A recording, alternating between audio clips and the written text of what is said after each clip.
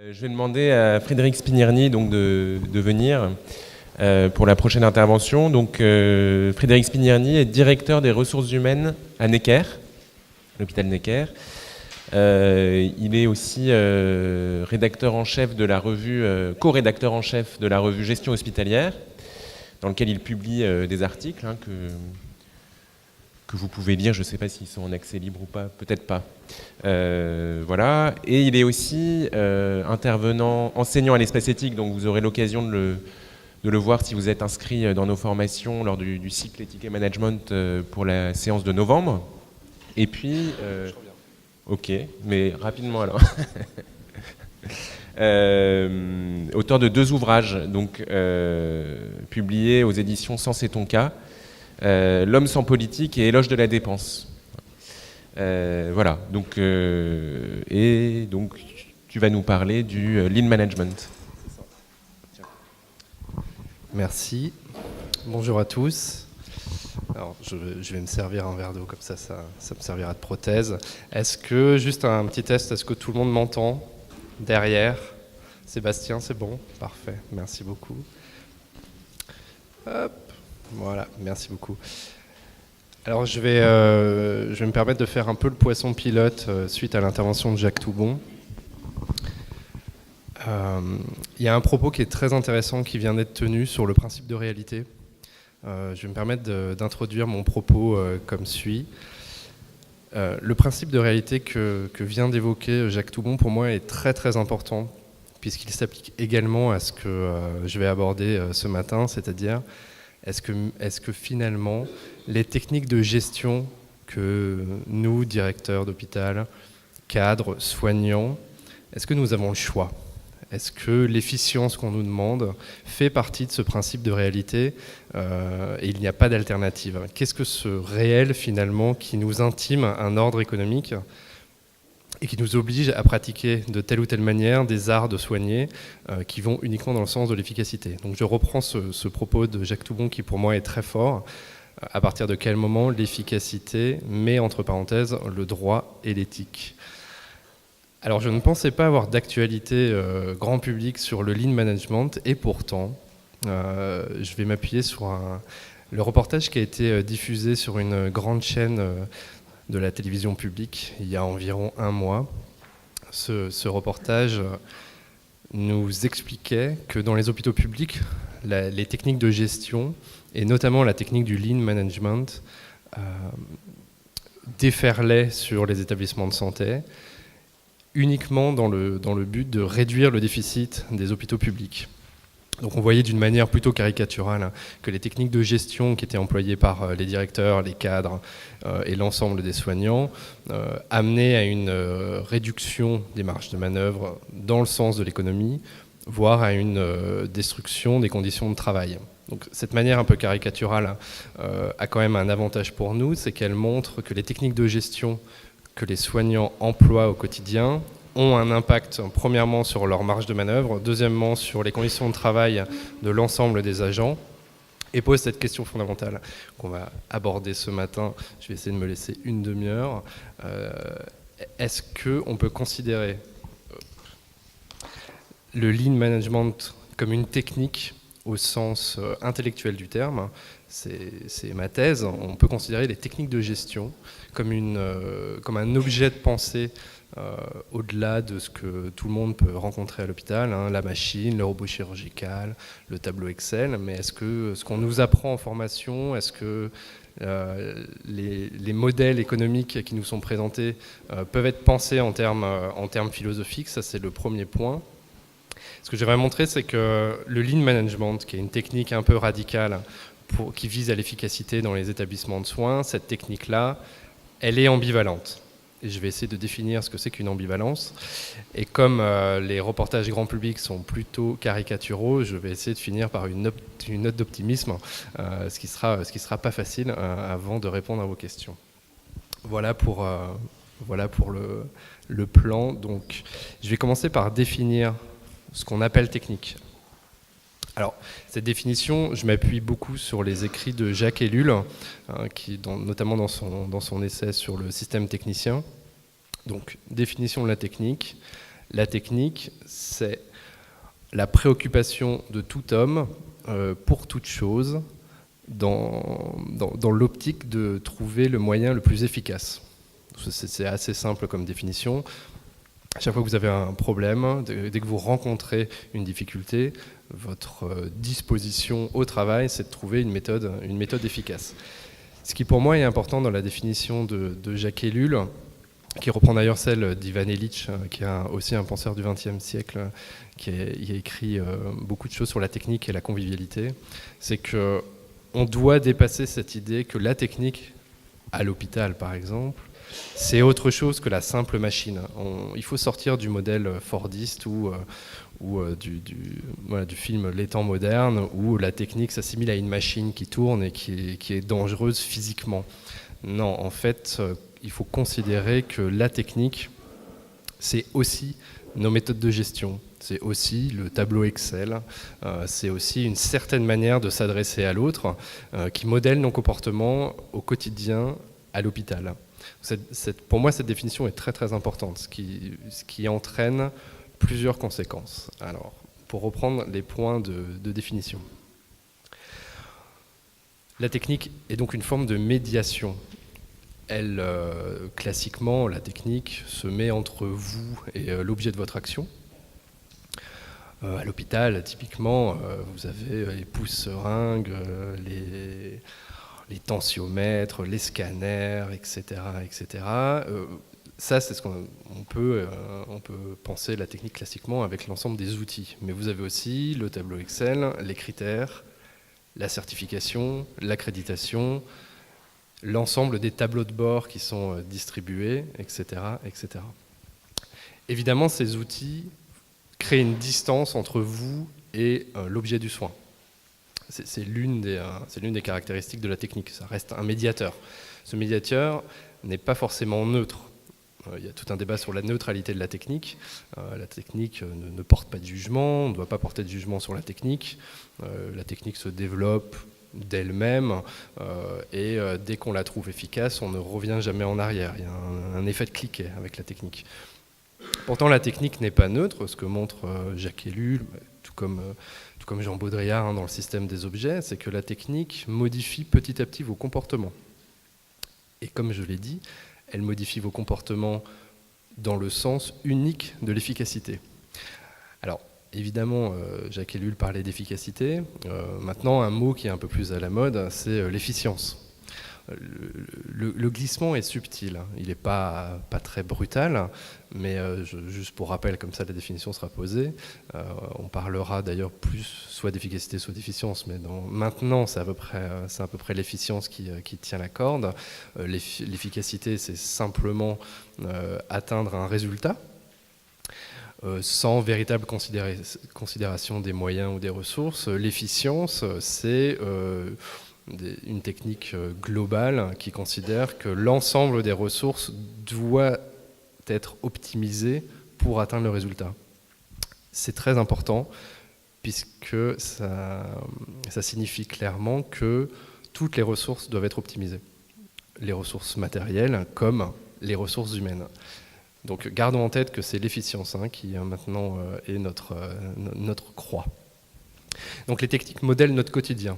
Elles réduisent notre champ d'action, elles s'enseignent, on est tous formés et elles distribuent finalement les places à l'intérieur de l'hôpital. Chacun maintenant a ses techniques, ses protocoles, ses process, voilà, tout ce qu'on entend au quotidien dans les établissements de santé et elles nous forcent petit à petit à être uniquement efficaces. C'est une forme de principe de réalité, comme ce qu'on évoquait au début de l'intervention. Alors la technique a un lien étroit avec la rationalité. C'est très important puisque ça entraîne deux conséquences. L'une des conséquences, c'est qu'elle se transmet très rapidement. Vous pouvez appliquer les théories de gestion dans à peu près tous les domaines.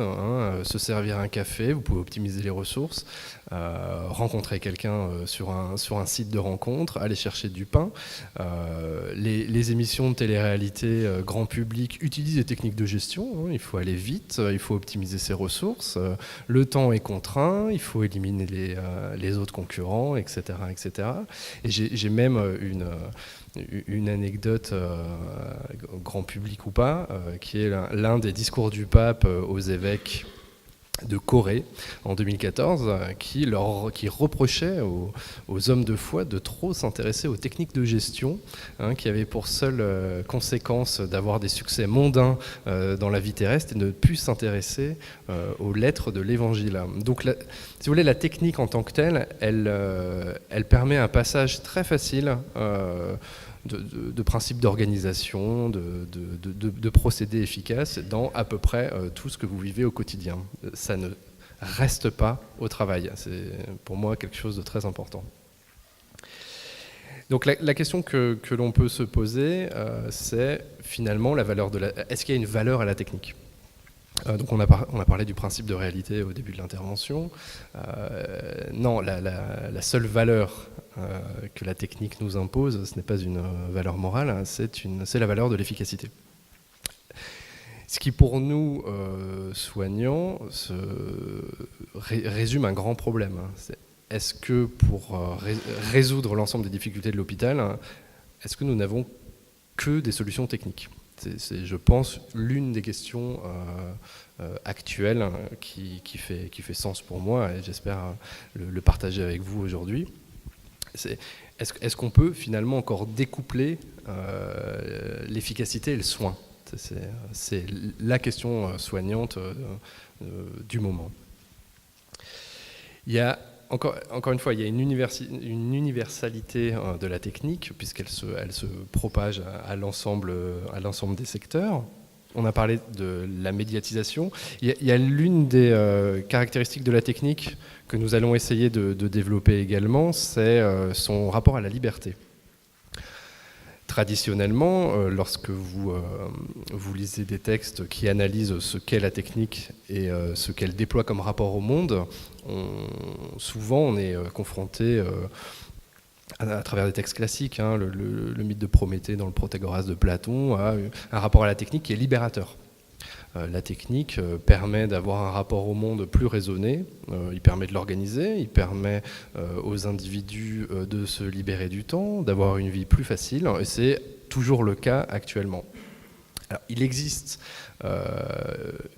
un côté un peu obscur de la libération de la technique, puisque la technique vous libère, elle vous fait gagner du temps. Les outils de gestion sont là généralement pour vous aider à contrôler ce qui se passe dans les services de soins. Mais in fine, vous en devenez plutôt dépendant.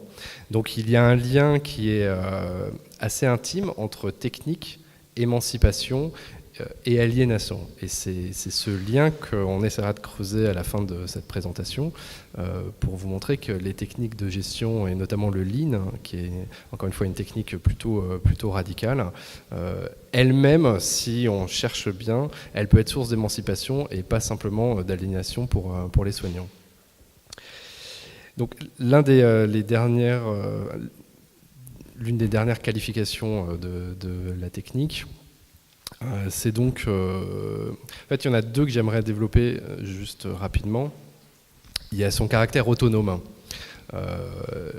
Normalement, l'ensemble des penseurs, et strictement pour Jacques Ellul c'est le cas, considèrent que la technique est autonome. C'est-à-dire qu'elle n'apparaît pas dans un contexte politique ou économique particulier.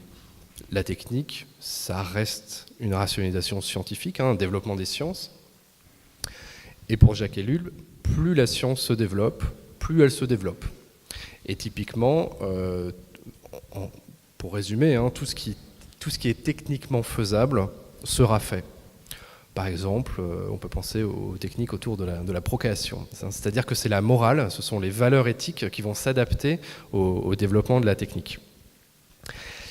Toujours est-il que Jacques Ellul considère tout de même qu'il y a un environnement qui favorise plus ou moins la technique. Et l'une des questions que je souhaiterais poser aujourd'hui, c'est est-ce que nous ne sommes pas dans ce type de moment, c'est-à-dire un moment où une politique économique plutôt libérale qui rend les établissements de santé, qui les rend plus autonomes et qui les oblige plus ou moins à atteindre un équilibre financier, est-ce que ce moment-là ne favorise pas certains types de techniques qui vont nous toucher, nous, personnel de santé, uniquement pour atteindre l'équilibre financier et pour rendre toutes les choses efficaces contre une certaine tradition de la sphère sanitaire et sociale qui a plutôt des valeurs éthiques avec un temps plutôt long et avec un rapport aux soins qui parfois n'est pas efficace. Donc c'est l'une des questions que l'on peut se poser. Et la dernière caractéristique de la technique, et j'en finirai sur ce premier moment, c'est son ambivalence. C'est le sujet de ce matin. Alors l'ambivalence, c'est très simple. L'ambivalence, c'est le phénomène qui considère qu'on ne peut pas séparer les effets positifs et négatifs d'une chose. C'est strictement ça. Donc ça rejoint ce que Bernard Stiegler nomme le pharmakon, le pharmakon qui est un terme déjà présent chez Platon et que Derrida avait repris en son temps, et qui considère que, par exemple, la technique, c'est comme le médicament, c'est-à-dire qu'il est à la fois poison et remède. Donc voilà ce que nous pouvons appeler ambivalence ici, quelque chose, un phénomène dont on ne peut séparer les effets positifs et négatifs. L'un ne va pas sans l'autre. La question qu'on va donc se poser, c'est est-ce que le lean management est une technique ambivalente ? Et je vais évidemment montrer que oui, et je finirai par essayer de trouver des solutions pour trouver d'autres techniques ou une forme de contre-austérité à l'hôpital pour pouvoir utiliser les sciences de gestion ou les théories actuelles afin de favoriser une forme particulière de prise en charge des patients. Alors, qu'est-ce que le lean management ? C'est pour ceux qui connaissent mal les techniques. Alors, le management en tant que tel, pour le définir, c'est en fait c'est le mot un peu moderne pour encadrement, ni plus ni moins. Sauf qu'il est anglais, ça fait un peu plus chic, hein, ça fait plus moderne, et que maintenant l'ensemble des cadres, des soignants, des directeurs sont affublés du titre de manager. Alors le management s'appuie quand même sur un corpus théorique qui est important. C'est un corpus plutôt économique, hein, qui se sert de la théorie microéconomique pour pouvoir créer des modèles de comportement au travail. Le lean management, c'est un ensemble de techniques qui abordent le problème de l'organisation du travail sous toutes ses formes. C'est une approche qui est systémique. Alors le lean management a quand même son petit mythe. Donc la mythologie du lean management, c'est la pensée industrielle japonaise. Donc c'est l'ensemble des techniques qui ont été développées par le toyotisme et qui déferlent maintenant sur l'ensemble des organisations de travail en Occident. Du coup, le lean management qui s'enseigne maintenant, qui a ses succès et évidemment ses échecs, le lean management repose sur plusieurs principes. L'un des principes qui, pour moi, est le plus important, c'est une chasse permanente au gaspillage. Donc vous avez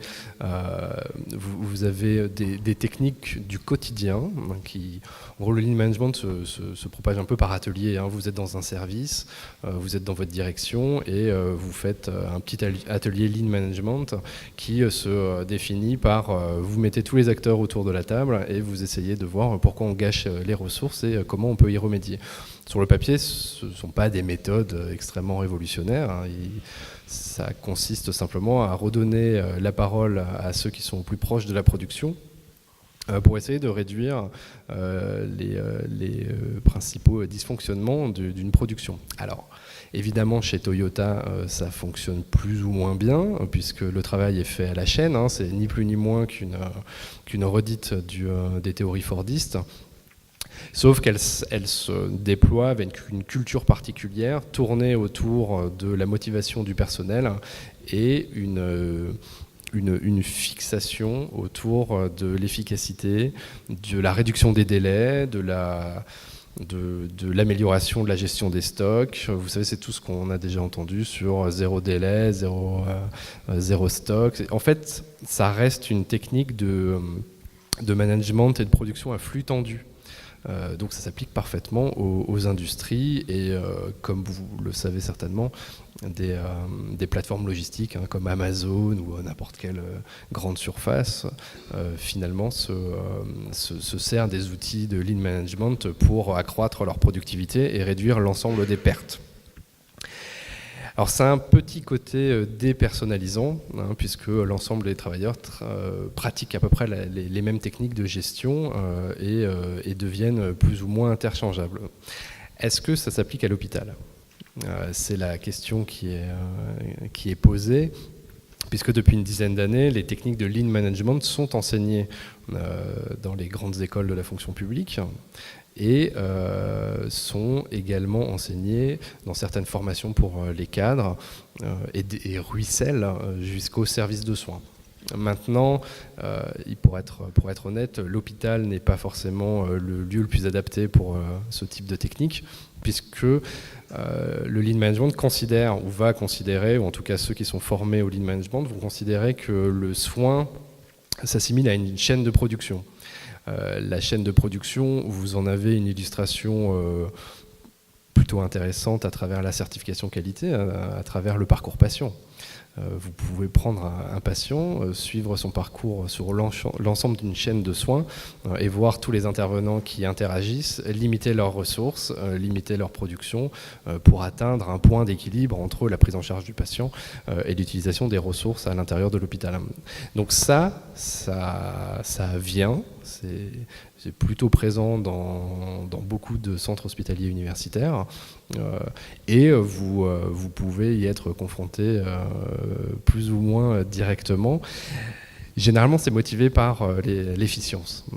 On n'a pas le choix, c'est ce qu'on disait en début de présentation, on n'a pas le choix.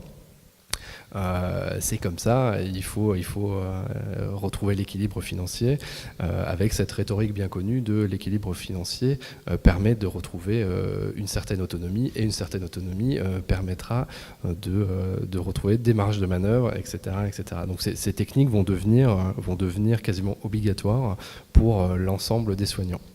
Ce qui crée évidemment une forme de malaise puisque réduire ou optimiser l'ensemble des ressources autour du patient revient aussi à se poser la question bêtement sur l'utilisation des seringues, l'optimisation des actes médicaux. Et si la logique finale est toujours l'activité, c'est pousser les établissements de soins à considérer que l'activité seule fait son efficacité. Et c'est la situation actuelle. Alors les débats sont plutôt connus sur la tarification à l'activité à l'hôpital. Est-ce qu'un établissement de santé, qui encore une fois est une sphère traditionnelle plutôt sanitaire et portée par une vocation qui n'est pas forcément efficace, est-ce que les établissements de santé doivent se tourner vers l'efficacité économique stricte en poussant à l'activité ? C'est la question que l'on peut se poser. Et l'ensemble des débats techniques autour de la T2A nous montrent quand même qu'il y a une certaine barrière.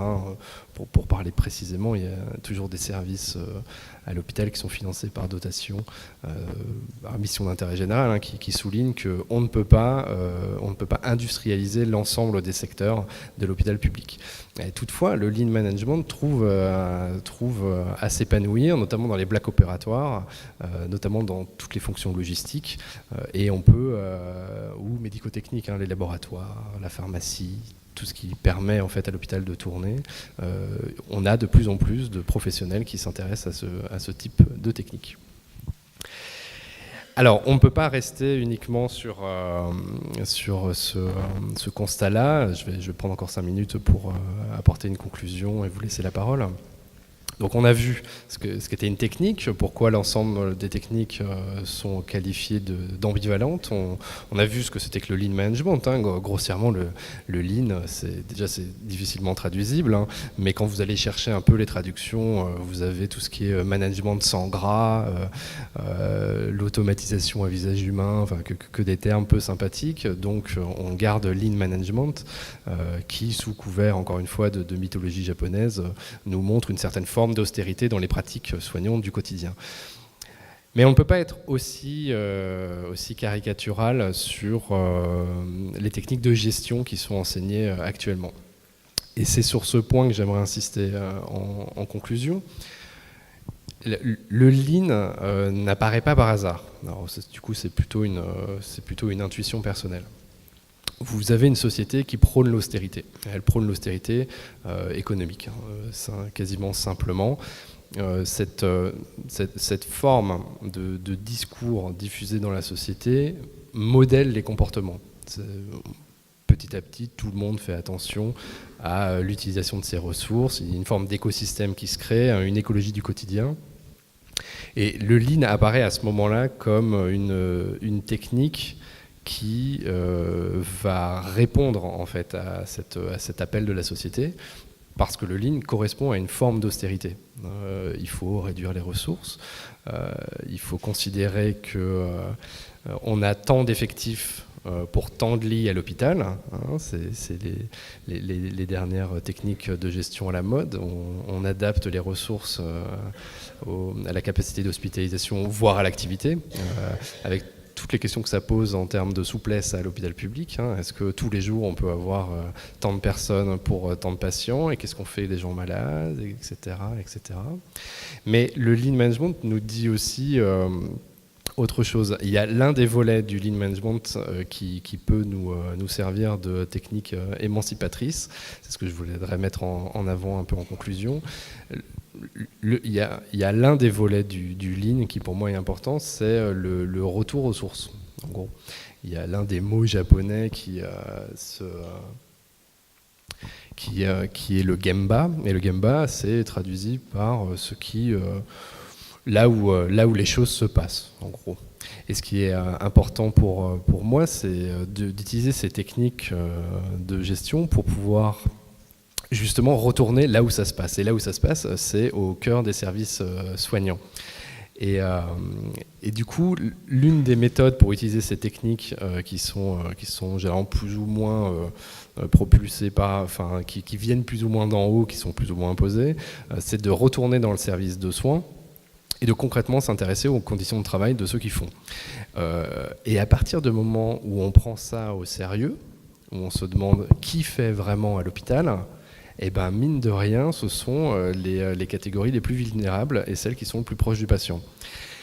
Et je souhaitais quand même poser quelques questions. Donc, à partir du moment où on considère que seule la production crée de la valeur ajoutée à l'hôpital, ne faut-il pas tout simplement retourner à l'amélioration des conditions de travail pour ceux qui sont plus proches du patient?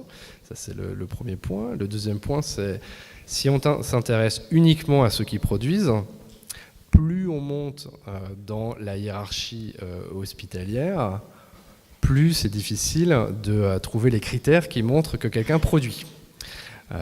Donc ne faudrait-il pas inverser les techniques de lean management, ou en tout cas les réorienter, non pour simplement être une nouvelle forme de légitimité pour supprimer du personnel, ça reste une nouvelle technique qu'on peut utiliser pour dire finalement il faut faire plus avec moins. Mais est-ce qu'on ne pourrait pas s'intéresser à l'ensemble des champs de l'hôpital pour savoir qui produit vraiment? Et ça pose une vraie question. Est-ce que nous avons véritablement besoin de l'ensemble des personnes qui conceptualisent, qui créent les outils de contrôle, certification, accréditation, tableau de bord? Est-ce que, mine de rien, en étant un peu économe pour le coup, ou pour se jeter dans la parcimonie, est-ce qu'on ne pourrait pas simplement réduire quelques strates de contrôle pour pouvoir favoriser et redistribuer l'ensemble des ressources à ceux qui sont le plus proche du terrain.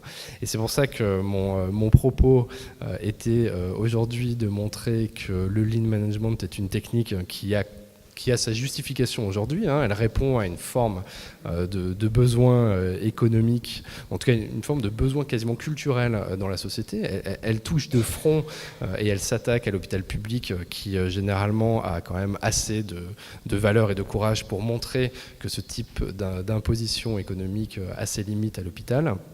Et donc, je voulais montrer que toute l'ambivalence, elle est là, c'est que ces techniques, quand on les interroge vraiment, je pense qu'elles peuvent desservir ceux qui considèrent qu'elles sont là uniquement pour faire un passage assez facile de l'hôpital vers la simple efficacité. Voilà, merci beaucoup.